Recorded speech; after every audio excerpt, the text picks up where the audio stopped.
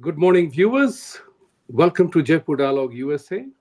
And I'm very delighted to share with you that today we have a very special show. For the first time on Jaipur Dialogue USA and Jaipur Dialogue, we have Benjamin Baird from Middle East Forum. And welcome, Benjamin, for coming on the show for the first ever time. And I hope this is just the beginning. Thank you. It's my pleasure to be here. Thank you, Benjamin. Before we start, I wanted to request, as always, please like, subscribe, and support our channel. Press the bell icon and give your feedback. Your feedback makes us better. So, Benjamin, it has been I personally know about Middle East Forum, and you have been in existence for several years. It's a very high-powered group of people, and so tell the viewers, uh, introduce yourself and the Middle East Forum, what you do, and what are your major victories that you are proud of. Sure. So the Middle East Forum is a think tank. We're based in Philadelphia. This is our 30-year anniversary, which we're very proud of. Been around for 30 years. There's been a lot of developments. We've grown quite a bit in that period. But our mission is essentially to advance American interests in the Middle East. But we also focus on protecting Western values from Middle Eastern threats or Islamist threats here at home, especially, and in the West. So that there's a number of projects at the Middle East Forum that support those goals. For instance, there's the Campus Watch project, which deals with improving Middle Eastern studies as a program in higher education, which has become extremely politicized and biased over the years. We have, of course, our Middle East Forum Fellowship Program, which write articles dealing specifically with the Middle East. We have the Washington Project, which works with members of Congress to advance the policies that the Middle East Forum recommends. We also have our Islamist Watch project, which I was a part of for many years. What sets Islamist Watch apart, I think, from many other sort of counter-extremist, counter-jihadist organizations is it focuses very specifically on lawful Islamism. So the Islamists in the United States who at least appear on the surface to be obeying the law, they're not violent jihadists, at least not openly. But we believe that there's a problem, if not a bigger problem than jihadists, because they've infiltrated our democratic institutions here in the West and are seeking the same thing that jihadists seek, which is a global caliphate at one point or another. Now, I'm in charge of our newest project at the Middle East Forum, which is called MEF Action. MEF Action is our grassroots organizing advocacy project. So as a traditional think tank, we are concerned with advancing certain policies that we think are in the best interest of the United States. However, we also have, of course, our advocacy efforts, which I'm in charge of, and that is to get the public to back those same policy recommendations that we make. And that might mean running a letter writing campaign. It might be holding protests and rallies. It might be getting people to sign a petition. There's several ways in which we can exercise our grassroots organizing. But the end state is to support Middle East Forum's policy recommendations that they make. I should also add, of course, because many people, when they think of the Middle East Forum, they think of Israel. We do have an Israel branch, Middle East Forum Israel, and it pursues a project called the Israel Victory Project. And what this says essentially is that in no other war in mankind's history has one side defeated the other so astoundingly, but not been allowed to see the fruits of that victory. Not be able, there wasn't a treaty signed where Hamas surrendered or where the Arab states that have invaded Israel multiple times surrendered. There wasn't a negotiated agreement. The enemy, in many cases, Hamas, has been allowed to lick its wounds and continue to be a political force, even somewhat supported by Israel at times, instead of acknowledging that they've lost and that they need to lay down arms and work on peace and establishing peace with their Israeli neighbors. So those are sort of the projects at the Middle East Forum. You mentioned some of the things we're proud about lately. Down in South Florida, we just had a Marriott hotel cancel an event by a group called the South Florida Muslim Federation. It's been all over the national and local news down there. So the South Florida Muslim Federation is a umbrella group that actually represents a number of Islamist organizations. Some of your viewers may be familiar with CARE, the Council on American Islamic Relations. Another group is called the Islamic Circle of North America, which is actually a Jamaat-e-Islami front here in the United States. There's a number of radical Deobandi mosques that are part of the federation. So it's really just a gathering of the worst, a who's who of the worst Islamists in the region, and certainly in the state of Florida. So we published an article about it. We met with Marriott's general manager in Coral Springs, and eventually they, after receiving hundreds of phone calls at the hotel, they ended up canceling the event, which is actually happening around the country quite frequently right now. I think there's been 5 or 6 cancellations of major Islamist events since October 7th. So in some ways, it's a new era. It's exciting. At the Middle East Forum, we've kind of complained that our issues have been put on the back burner by most Americans in recent years. Many of the publishers where we normally publish our work haven't accepted our writing in recent years. Members of Congress, the Middle East hasn't been foremost on their minds in many ways, and certainly not Islamism in the West. But October 7th has kind of changed that, and it's really an opportunity, I think, at least from an advocacy perspective, to go after Islamists in the United States, a number of Hamas-aligned groups, and while we're at it, get a number of really quite terrible South Asian Islamist organizations that fly under the radar and have been allowed to prosper here in the United States and have been a threat to the U.S. for many years now.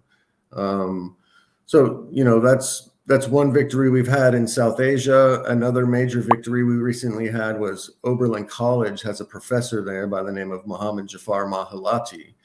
Mr. Mahalati, while serving as the United Nations ambassador in 1988, covered up the mass killing of thousands of Iranian political dissidents. These were prison massacres that occurred in 1988, where the regime simply took people that were arrested, had been in jail for many years, and suddenly decided we need to execute them all. And then they put them in mass graves, and their family members weren't even they didn't even know that their family members had been killed. So we worked with some of those surviving family members to call on Oberlin College to fire Professor Mahalati. It was a very long campaign. In the beginning, the college did not want to do that.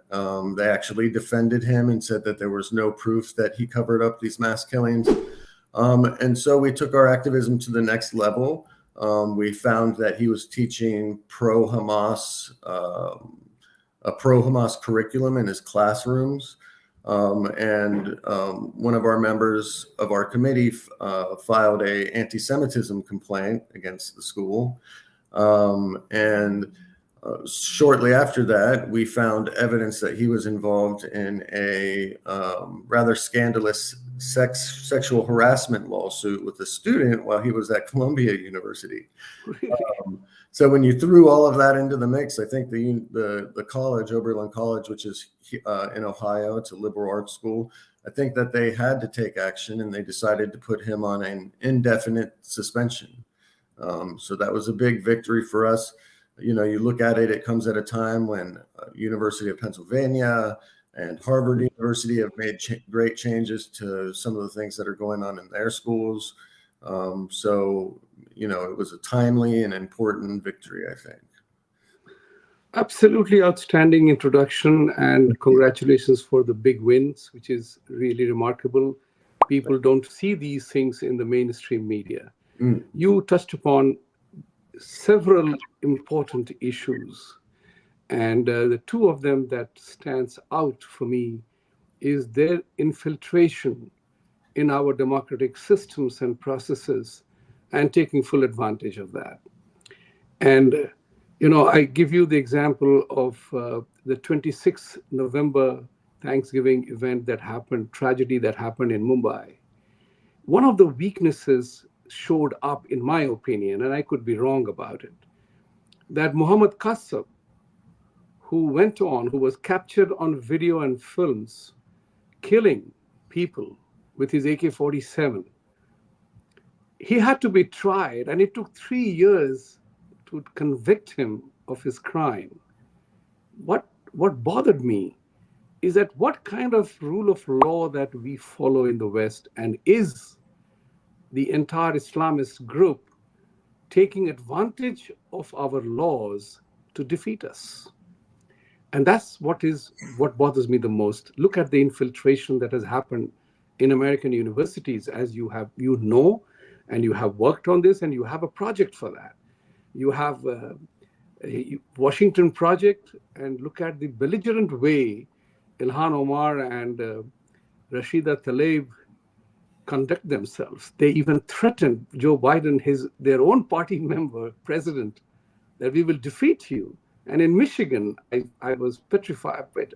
I was disappointed to see a very smart group of Muslims, and the guy who was talking was saying very clearly that we have the money and we have the votes and we will defeat you, Mr. President.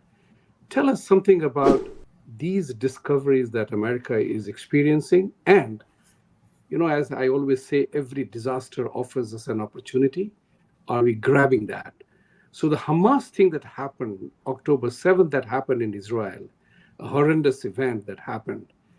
Subsequent to that, we are looking at, even for the Houthi attack by United States, there is a Hamas rallies happening in Washington, D.C. and White House.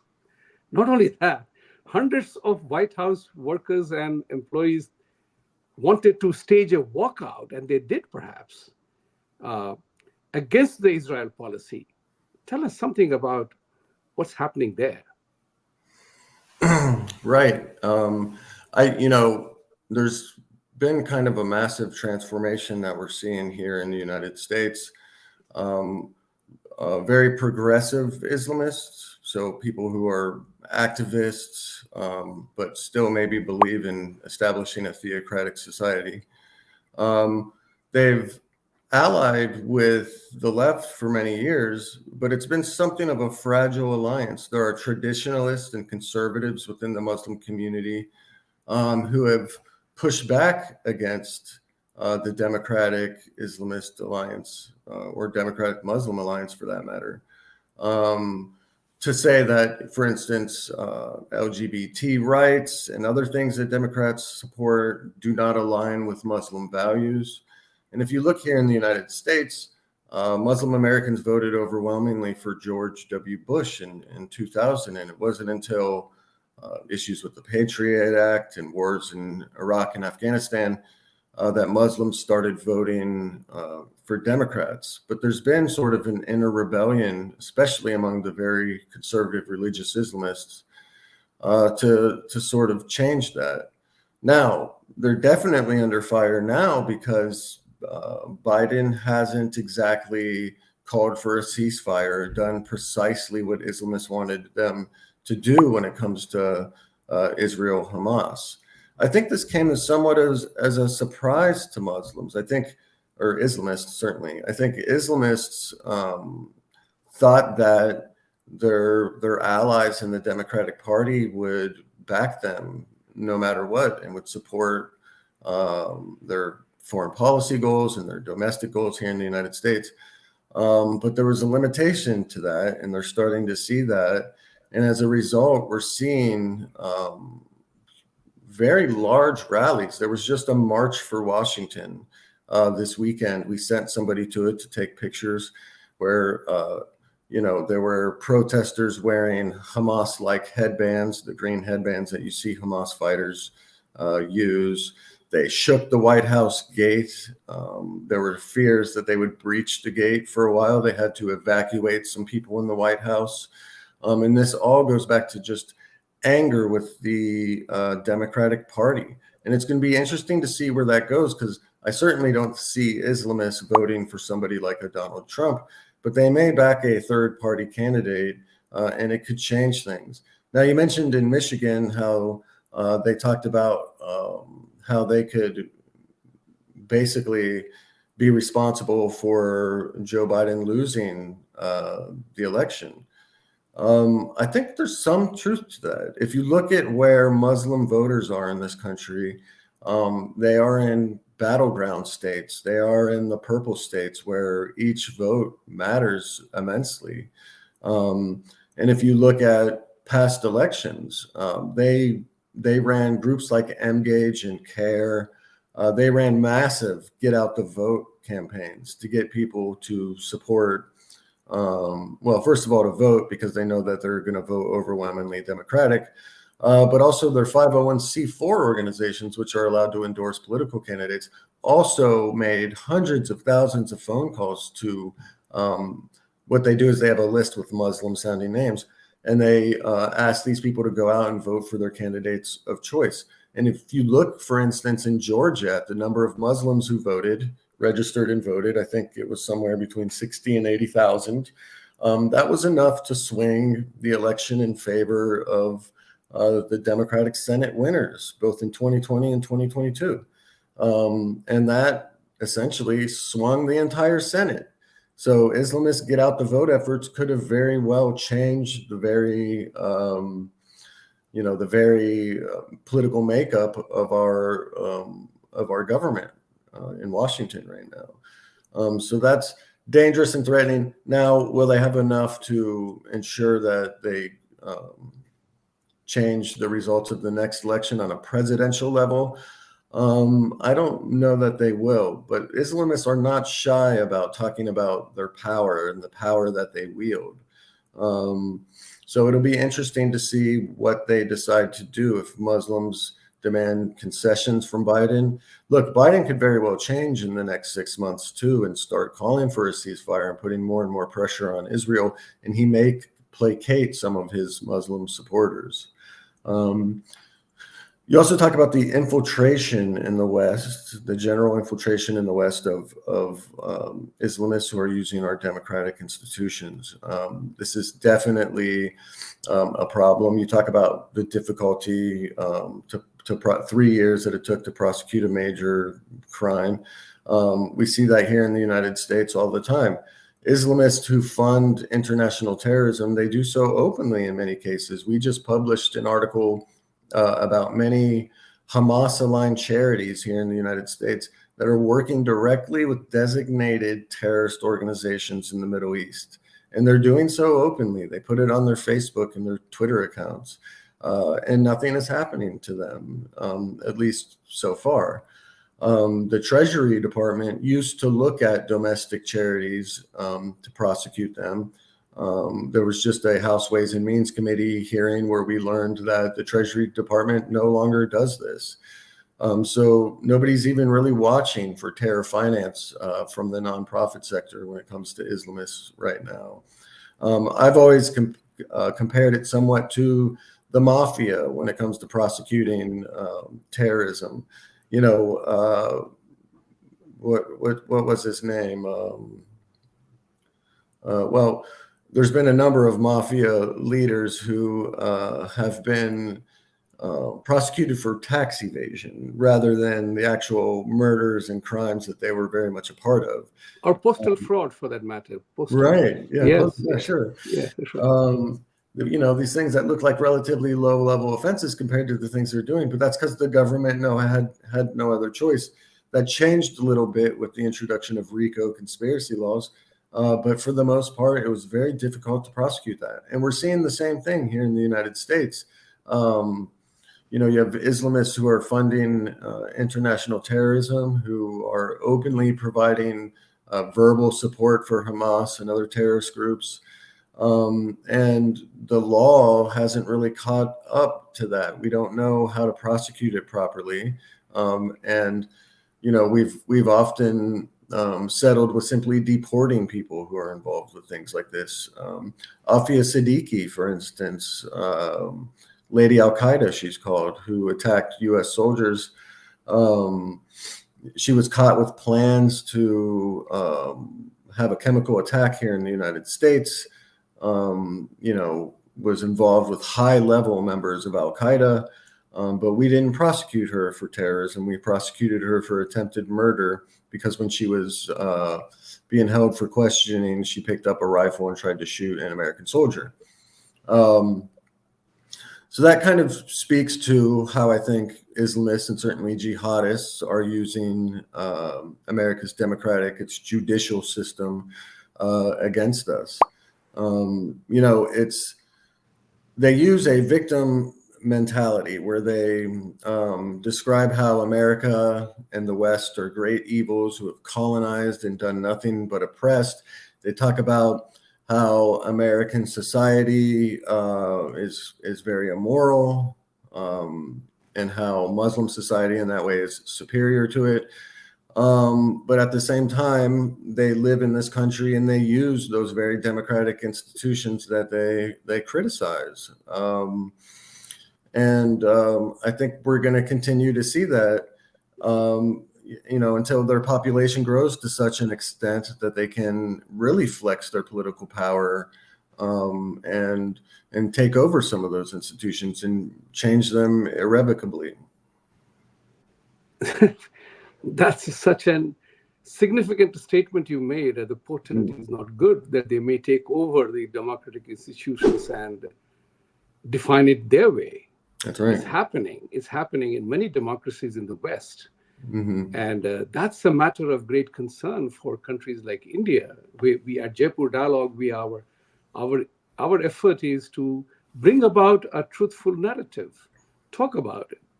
And if in democracy we encourage debate, dialogue, and discussion as a process of moving the argument forward, their philosophy is straightway, my way, or highway. So in that scenario, I mean, we did a show on Hamas doctrine after October 7th.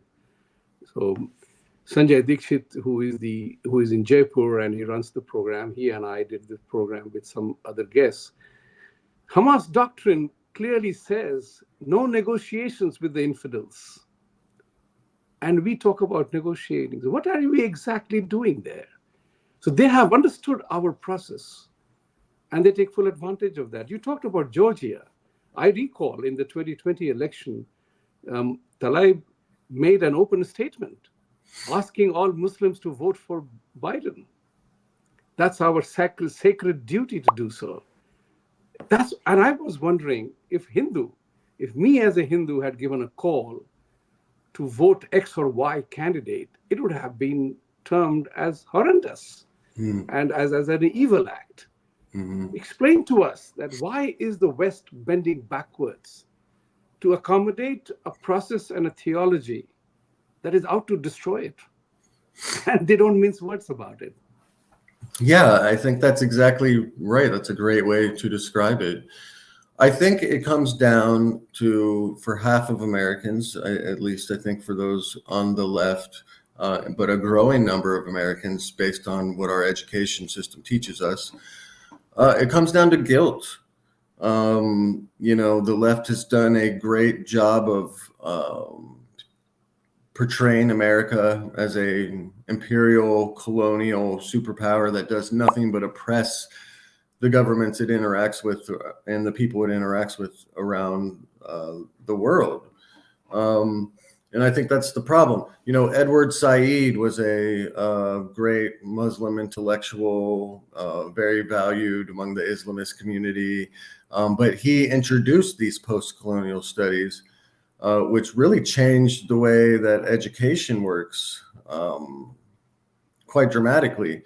It said that the white American people that were teaching area studies and language studies at the time, that they couldn't possibly know what they were talking about.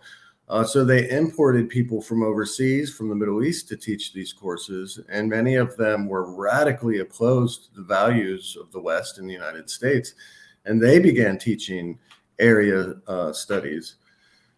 And so I think people have grown up to have some guilt for America, and for the way America has for its history and things that it's done around the world.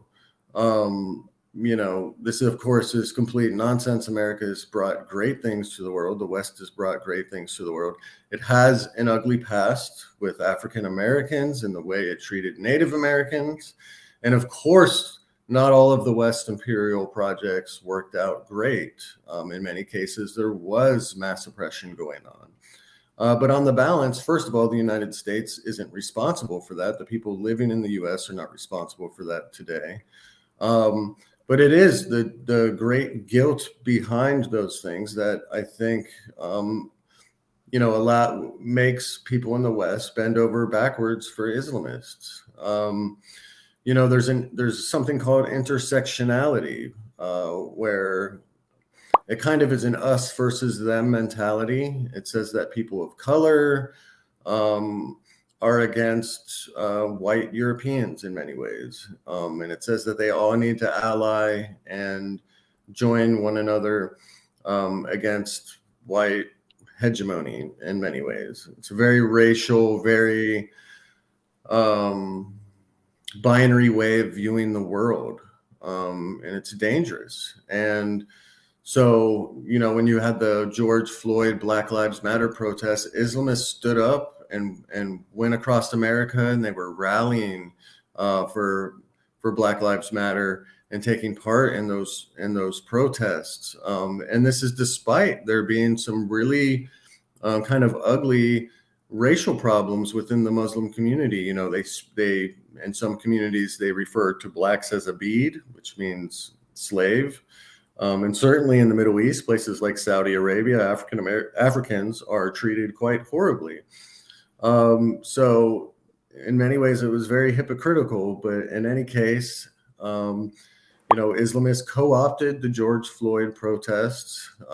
They actually, while those were going on, they took the opportunity to demonize Israel by saying that training programs between U.S. police forces and Israeli police forces were actually responsible for what happened in Minnesota, for what happened with George Floyd's death.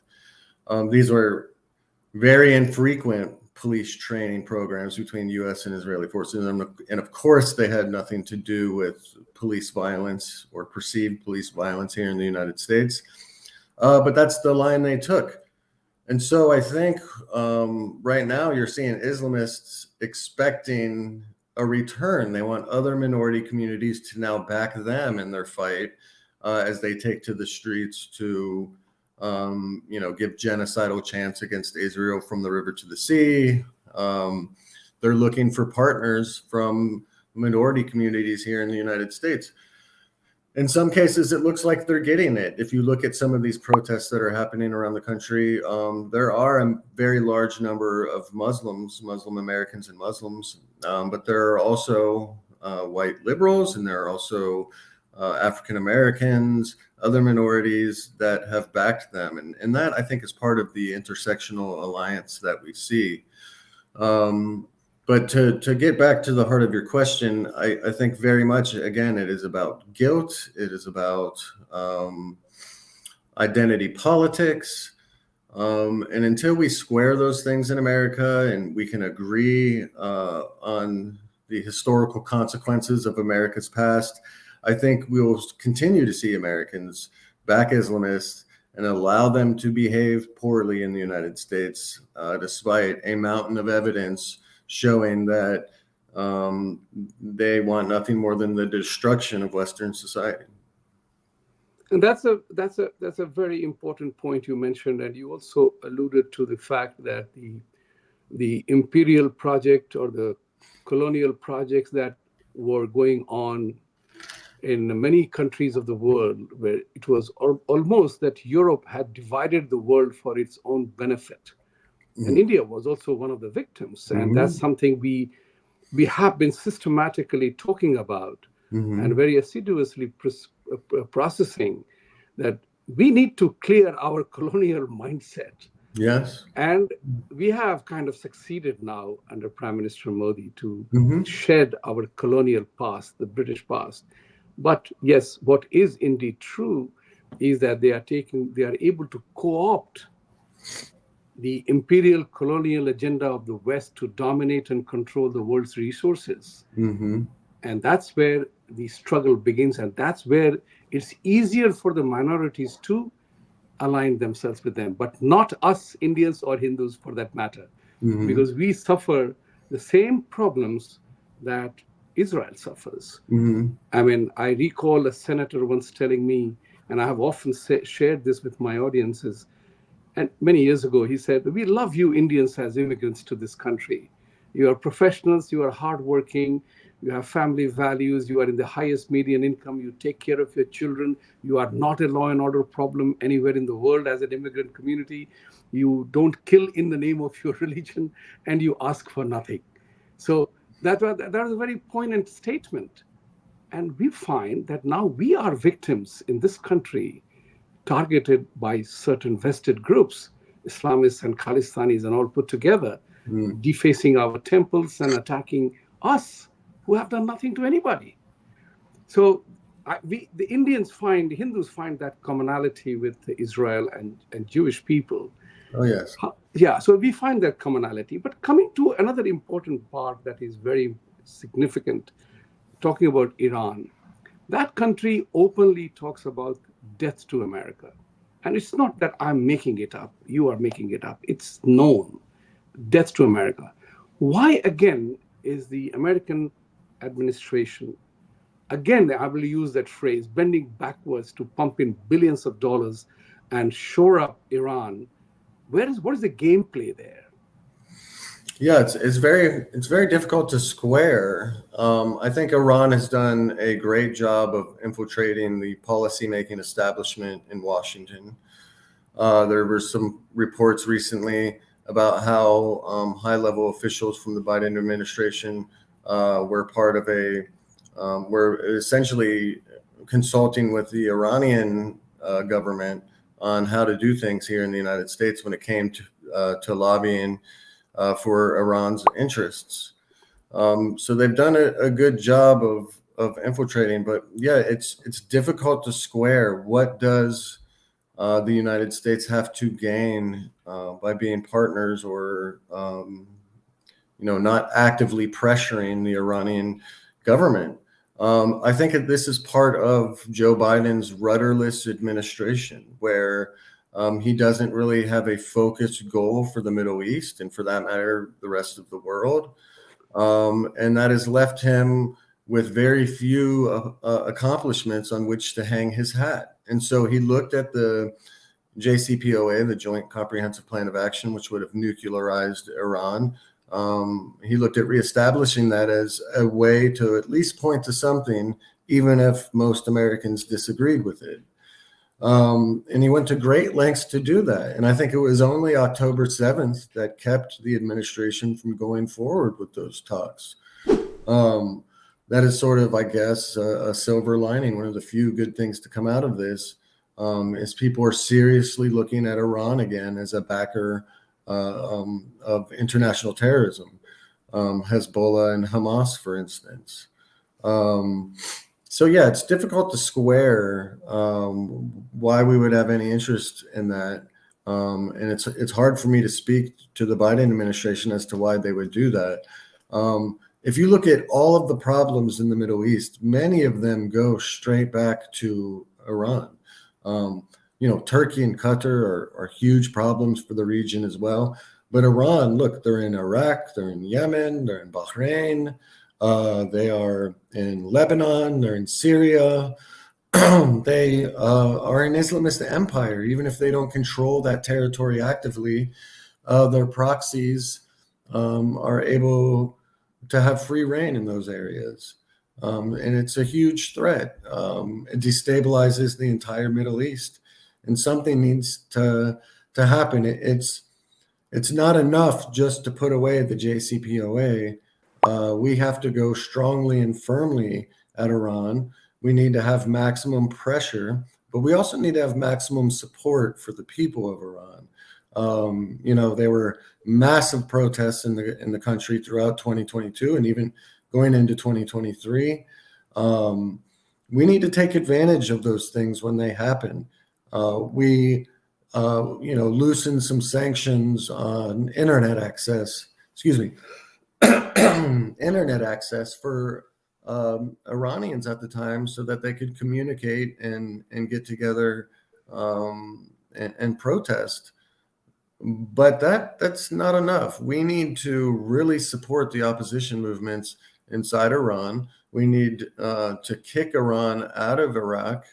The Iraqi people don't want Iran there either. There's certain Shia groups throughout the country that answer to Iran, but for the most part, the Iraqi parliament does not want Iran influencing its decisions and changing things. Look, Iran just had attacks over the past week. They struck targets in Syria in response to the bombing at the Soleimani memorial that they had. They even hit targets inside Pakistan, Baluchi separatist groups there.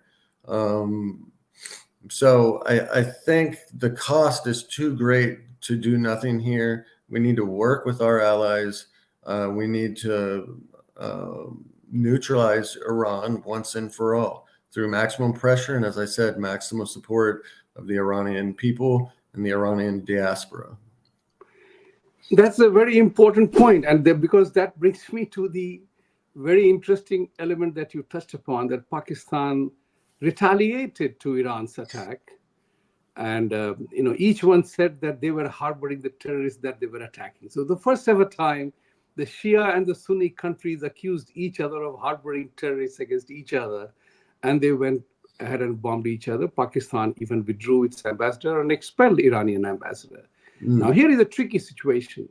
Everybody and his uncle knows that US uses Pakistan at its convenience. It has been, Pakistan was also co-opted as the NATO ally, right? That was the situation. Now Iran is being solicited by Biden administration, virtually kind of thing, giving them so much money to bring them to the whatever table they want to bring them. How will the United States react to this scenario of Pakistan and a Shia and a Sunni country going at each other? Whereas, if the newspaper reports are to be believed, they have openly professed, "Oh, we are brothers after all." What's your thought on that? Well, the American administration right now, the Biden administration, has shown zero leadership when it comes to anything in the region. So I don't see the Biden administration getting involved very much in this. It would be a great time for the United States to maybe heal some of its relationships with Pakistan. I don't know. I don't know where we should even stand on this issue.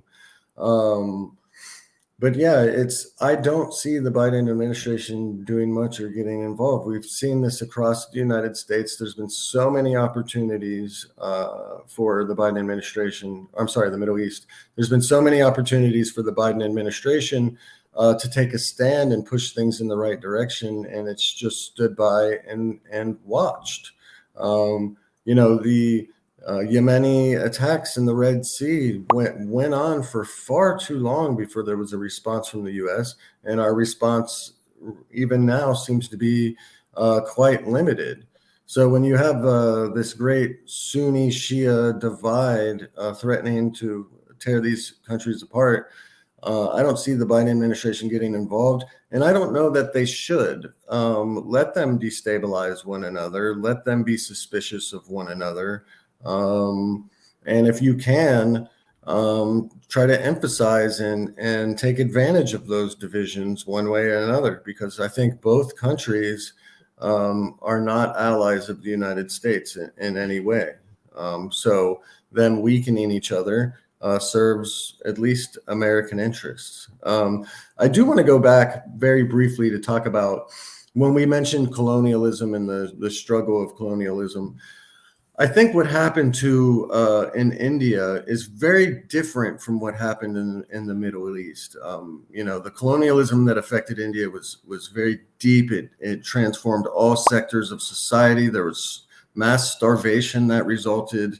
Many things that happened that differ quite extensively from the sort of colonialism that we saw in the Middle East. Yes, the European powers sort of carved up and divided the region, but if you look at each country,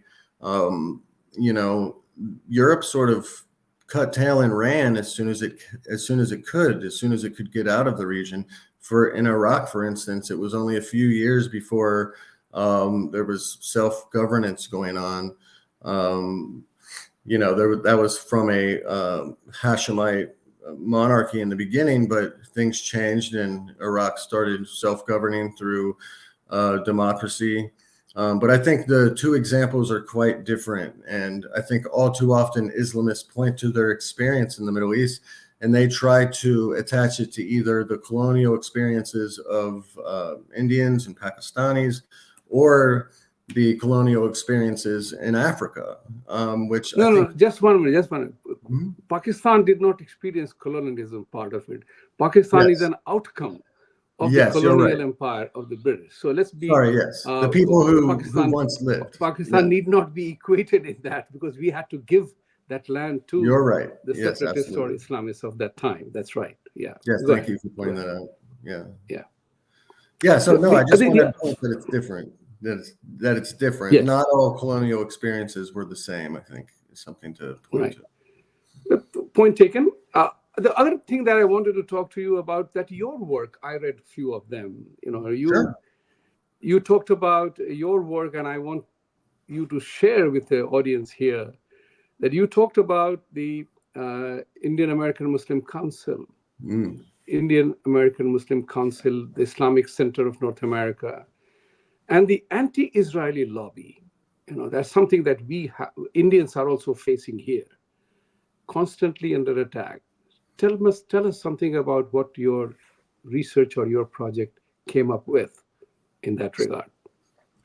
Right. So some of these groups, like the Islamic Center of North America, Indian American Muslim Council, they've been a very dangerous lobby inside the United States for many, many years. And they're not taken as seriously as groups like the Muslim Brotherhood from the Middle East. There's some general awareness of those groups from the Middle East, but the average American does not understand the South Asian extremism that has been transplanted here to the United States. The Indian American Muslim Council is essentially an anti-India lobby. That would be the best way that I think I could describe it.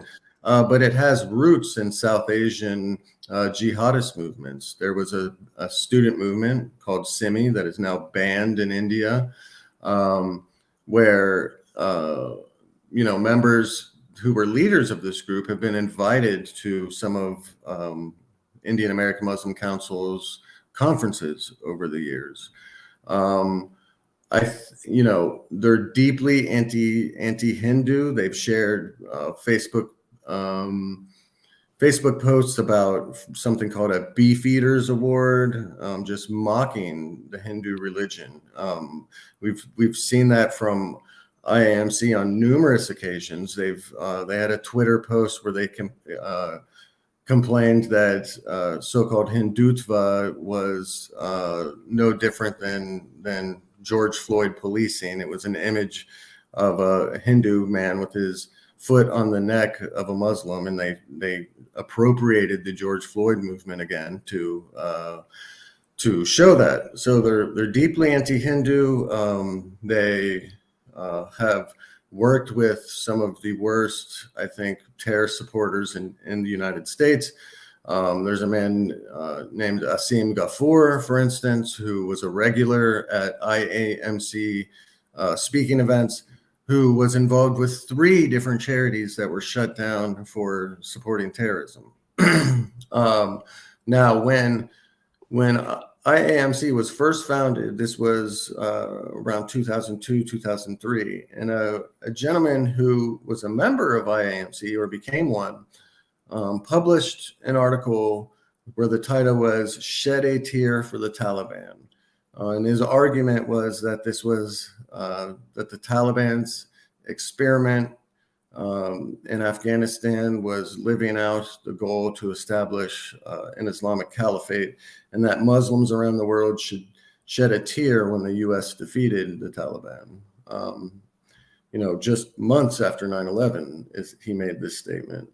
I talked to him, the same person. I talked to him again in 2022, 2021, when the Taliban returned to power.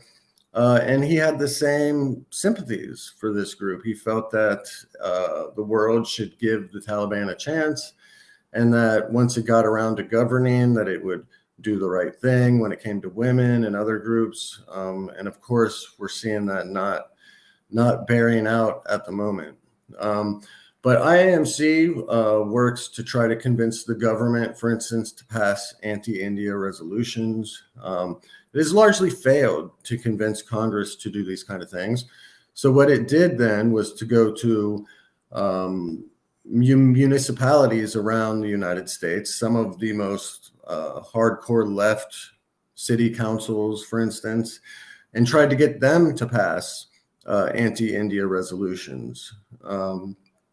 And it was successful for a time. I think there were 4 or 5 cities and counties that passed such resolutions that basically demonized India and accused it of, accused Kashmir of being a concentration camp, just wildly inaccurate accusations.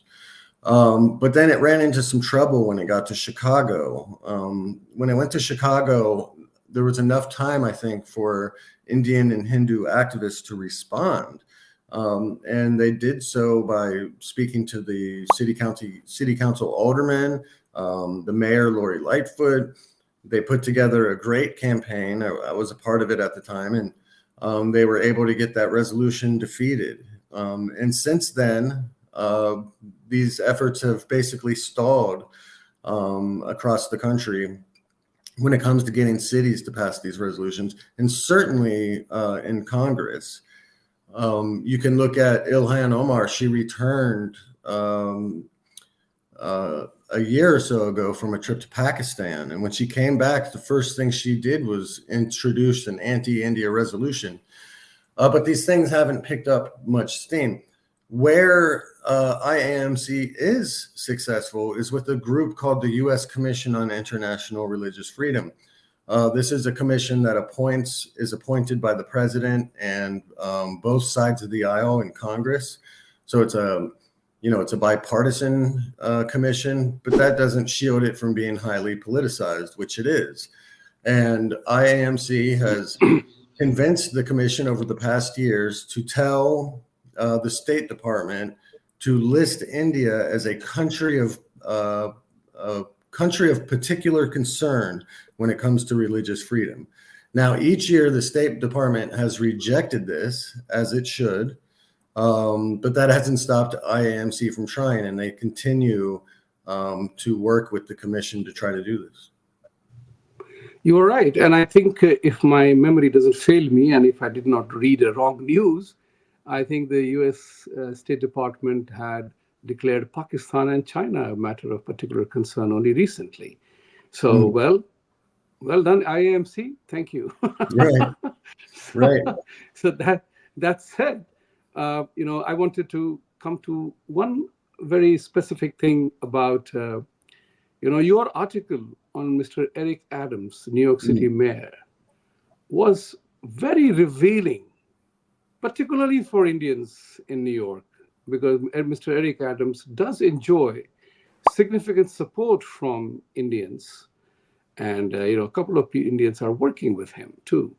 Mm-hmm. So the fact that you explained in your article that how the real estate construction people are playing a role in influencing Mr. Adams took me back to a movie, Lethal Weapon 4, and in which the Chinese protagonist, the villain who is printing bogus currency notes here, he tells the American counterpart, America is a country of laws. Laws are made by men, and men can be managed. Uh, And so that's a remarkable statement in that movie as many years ago. And then it took me to Eric Swalwell, who was hobnobbing with, I won't use any other word than saying hobnobbing or dating a Chinese spy. mm, How do you see this play out in Mr. Adams' case, that he was so brazenly open about the fundings that were happening through organizations, hmm through the mechanism of real estate? hmm Tell us something about that. How did you hit upon that, and what was Sure. your final outcome of that? Yes. So I think it's important to look at Eric Adams. I think he views immigrant communities in New York as his ally. He has worked with them. I think he views them as somewhat responsible for his election. And it's great. He Yeah, goes to Bowling Green Park to hold these flag raising ceremonies with different communities. He did so with India. Um, he's done so with Pakistan. With any number of countries, more than any other mayor in New York history. He's attended these flag raising ceremonies and really reached out to these immigrant communities. And I think that's absolutely great. Look, New York is an immigrant city, and I think the more he sort of works with these communities, it's better for the entire city. right, But where he's run into problems, I think, is that he's not always so judicious when it comes to looking at some of the groups that he decides to work with from these communities. And it's a detriment to the very communities he works with. His administration is currently under investigation for possibly giving favors to the Turkish government. They used a construction company that was run by Turkish Americans, allegedly, I should say, used a construction company used by Turkish Americans to funnel money to the Adams administration. And in exchange, Adams had a Turkish government-owned skyscraper in New York City. He called the fire department and said, "Can you overlook some of these coding issues so that the skyscraper can be ready for President Recep Tayyip Erdogan's visit?" And this was at a time where he had won the primary, but he hadn't been elected mayor. But everybody knew after he won the primary that he was going to win, right? Because right, the Republican side doesn't stand a chance in those elections. So it looked like he used his political influence to help a group that had potentially funneled him money through the Turkish government. And there's also allegations, for instance, that Turkish Airlines was involved. This is a 50% government-owned entity, basically under control of Erdogan. And he was very close to the New York manager of Turkish Airlines. And then over the summer, he was involved in a straw donor scheme where several people gave money to him through other people. So these were construction firms where one guy would say, "Okay, I'm going to take all of my employees and I'm going to make it look like each one of them gave a $400 donation to Adams." Now, these employees knew nothing about it. They were just using their name for these straw donations. But it's particularly a problem in New York because New York has a matching funds program. In order to get special interest out of politics, New York, like several other cities in the U.S., has a matching funds program where if you were to give $400 to Eric Adams, the government would match that, the city government, with an $1,800 donation. So every $400 of donations that these straw donors gave resulted in a large number of matching funds from the city coffers. So this was a big problem. Many of the people involved in that case have pled guilty and are awaiting sentencing even now. And then there's also a member of Adams' administration who appears to be very close to the Chinese Communist Party. So this was the backdrop of what was going on when I looked into Adams' ties to the Pakistani American community.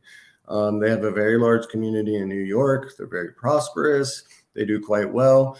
The only problem is that Adams appears to be doing his outreach to this community through a single intermediary, and that is the Pakistan Tehreek-e-Insaf Party. This is the party of Imran Khan, who is the permanent chairman. It is very cult-like. It is Islamist in many senses. They called Imran Khan Taliban Khan because of his sympathies for the Taliban. Khan said that he wanted to turn Pakistan into an Islamic welfare state, for instance. So this was definitely an Islamist political party. But as Imran Khan has faced problems back home and lost, I think, a great number of supporters, the diaspora community has done the opposite. He's as popular as he's ever been with Pakistani Americans. Very recently, they purchased 1,000 billboards to show across the country in support of Imran Khan and defying his arrest. And they've very much been behind him. So that's PTI. That's the party that Eric Adams appears to be dealing with. When I looked into it, I found that there were numerous, at least 14 individuals who are part of PTI USA, that is a registered foreign political party under the Foreign Agents Registration Act here in the United States. These PTI members who are actual officers, like the vice president or the president, had given massive donations and numerous donations to the Adams administrations. Many of them, to the Adams campaign. Many of them had maxed out their individual contributions. And in exchange, Adams did a lot to placate PTI members. If you remember the UN General Assembly in last year, there was to be potentially a meeting between Joe Biden and Eric Adams to hash out their differences over the large number of illegal immigrants that were in the city at the time.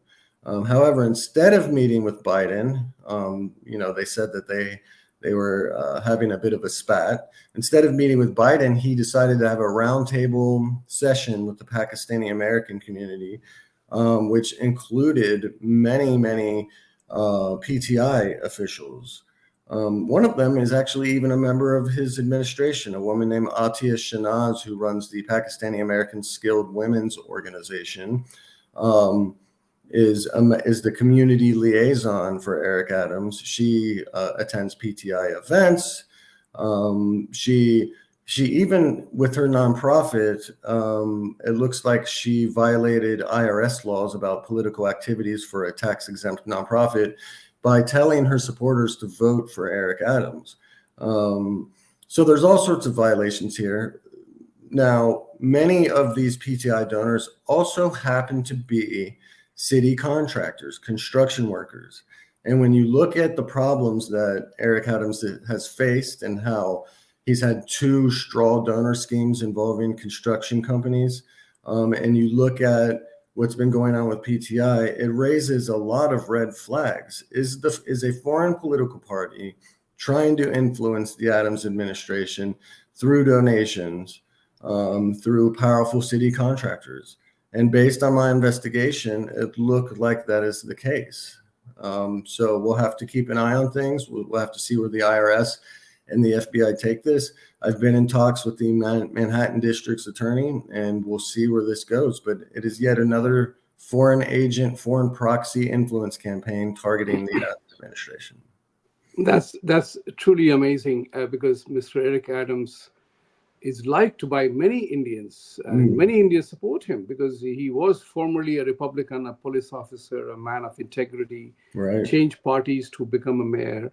And he had the courage to stand up to President Biden to lament and condemn his immigration policy, which has virtually bankrupting the whole city. Right. So he is suffering from that, and the spat that he had with President Biden led to some investigations going on. So I do not know. I mean, politics is a strange game. Politics makes a strange bedfellows. Right. So hey, we all make mistakes. I do not know what's going on there, but I wish him well because the man is a good man. That's all I would put it that way. I But we think so all, too. yeah. So like I say, I always say that my pet theme is smart people make dumb mistakes, smarter Right. people make dumber mistakes. Right. So that, hey, Benjamin, it has been wonderful to have you today on the show. And I know there are so many issues that we need to talk about, and we would invite you back again here at a convenient time because there are many issues that I listed out and I haven't even gone there. So thank you very much for joining today. Viewers, please like, subscribe, and support. Middle East Forum is a great organization. Subscribe to that, get their newsletter, get to know what they are doing, and is there something that India can learn from that? The number of study projects they have focused on specific issues. We Indians don't have anything like that. So perhaps we need to do that. There are certain think tanks established. We at Jaipur Dialogue do a lot. So let's continue the effort. And I always say, we have a saying in our Hindi language, Satyamev Jayate, which means truth must triumph or truth will triumph, as you interpret it. Satyamev Jayate. And for truth to triumph, you got to stand for it. Thank you very much. Have a Thank wonderful you. day. Thank you.